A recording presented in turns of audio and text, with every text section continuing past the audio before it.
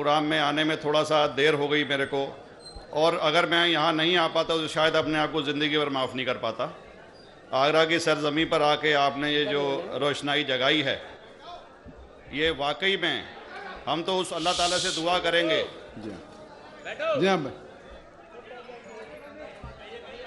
अल्लाह ताला से दुआ करेंगे कि आप जैसे 10-20 और नेक दिल और इतने पढ़े लिखे, इतने इंटेलेक्चुअल आदमी और पैदा करें, जिससे कि जाके आप भारत का कोना कोना, देश का कोना कोना रोशन करें। तहे दिल से स्वागत आपका। मेरा एक छोटा सा सवाल से पहले थोड़ा सा, एक हमारे भी गुरु ग्रंथ साहब के अंदर गुरु नानक साहब ने पूरी दुनिया का चक्कर लगाया, जिसके अंदर मक्का मदीना भी शामिल है। और जैसा कि एक सवाल इससे पहले हो चुका है कि गैर मुस्लिम जो है मक्का मदीना में अलाउड नहीं, या वहाँ का कैंटोनमेंट जो है अलाउ परमिशन नहीं देता। मगर ये तो तय है, आप मानते हैं, इस्लाम मानता है, हम मानते हैं, हमारे ग्रंथों के अंदर दर्ज है। गुरु नानक साहब के 2 चेले थे, एक बाला और एक मर्दाना, एक हिंदू और एक मुस्लिम। मर्दाना की बहुत ख्वाहिश थी कि मुसलमान जब तक पूरा मुसलमान नहीं कहलाने का हकदार, जब तक कि वो काबा का दर्शन ना कराए, तो गुरु नानक साहब उसको लेके और काबा गए। हमारे ग्रंथ के अंदर जो दर्ज है कि जब वो वहाँ पहुँचे, उन दिनों बहुत लंबा ये किस्सा है, 1 साल लगता था, और वो रूट सारा उसका वर्णन है। और वहाँ जब मक्का, जो मस्जिद के बाहर साथ ही एक दीवार थी, जहाँ पर के भारत के जो मुसलमान दर्शन करने जाते थे काबा के, वो उनको वहाँ ठहराया जाता था। वहाँ की देखभाल जो करता था वो मुल्ला जीवन करता था।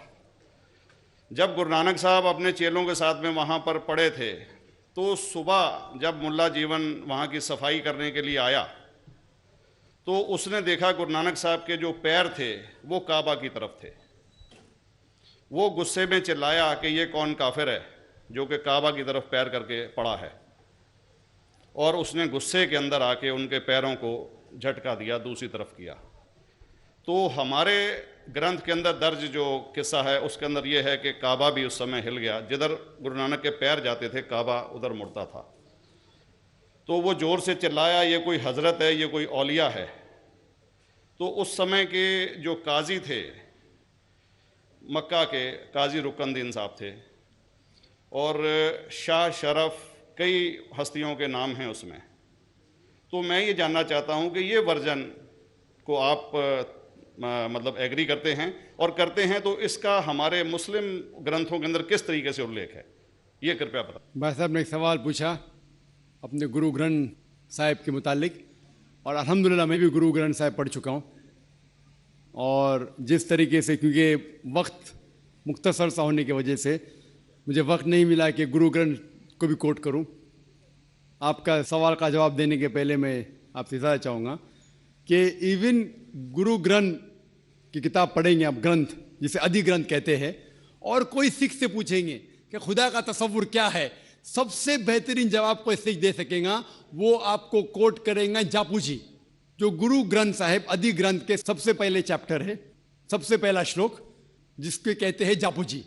इसके मानी है कि God is true, he is only one, he is not begotten and is free from fear and want. क्योंकि मैंने अंग्रेजी में पढ़ा हूं, इसलिए मैं अंग्रेजी में उसे कह रहा हूं कि खुदा एक ही है, वो हक है, और वो ना किसी को जना है ना किसी को जनेगा, और वो इमॉर्टल है, ना कभी मर सकता है।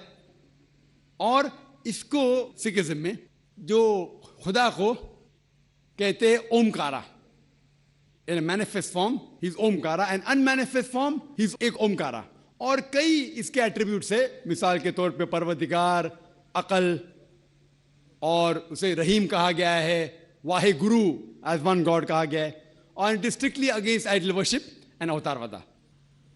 भाई साहब का सवाल था कि उनने ग्रंथ में पढ़ा कि गुरु नानक साहब मक्का के, और उनका पैर काबा की तरफ था, और कोई मौलवी ने पैर को हिलाए और काबा हिल गया।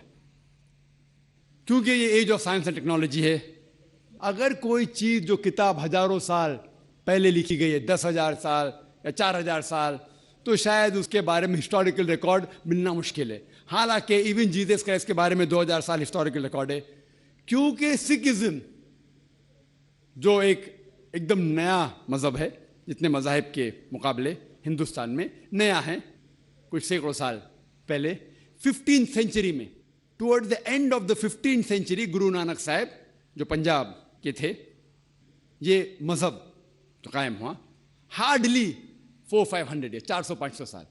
और अगर ये मान लो, सपोज मिसाल के तौर पे मान लो, मैं क्यों कह रहा हूं कि मैं नहीं चाहता हूं किसी को बुरा लगे, मान लो ये सच है, मान लो अगर 400-500 साल पहले अगर ये होता था कि काबा इधर से उधर हिल जाता था, तो हिस्टोरिकल रिकॉर्ड में बिल्कुल लिखा होता था। और कई हिस्टोरिकल रिकॉर्ड में ये नहीं कि काबा हिला इधर उधर, कई हिस्टोरिकल रिकॉर्ड आप देखेंगे। हिस्ट्री इतनी अल्हम्दुलिल्लाह 800-900 साल पहले, 1000 साल पहले जो मुगल ने किए, बिल्कुल लिखा हुआ हिस्टोरिकल रिकॉर्ड में। तो ये कहना कि गुरु नानक साहब वहां गए और काबा हिल गया, ये बिल्कुल साइंस के खिलाफ है, क्योंकि साइंस में कोई भी रिकॉर्ड नहीं है, वहां के देश के रिकॉर्ड में कहीं भी नहीं कि काबा हिला। तो इसलिए हम कहते हैं कि हो सकता है ये गलती से किसने लिखा होगा, न कई किस्से कहानी। ये मैं तस्लीम करता हूं कि गुरु ग्रंथ साहिब में कई चीजें सही है, हक की बात है, लेकिन ये तस्लीम करना कि काबा हिल गया, ये बिल्कुल साइंस के भी खिलाफ है, साइंस के खिलाफ है। और इस्लाम में भी ये नहीं है। लेकिन ये कहना कि कोई गैर मुस्लिम जा सकता है, मुमकिन है चुपके से कोई गया तो हो सकता है, वो भी जवाब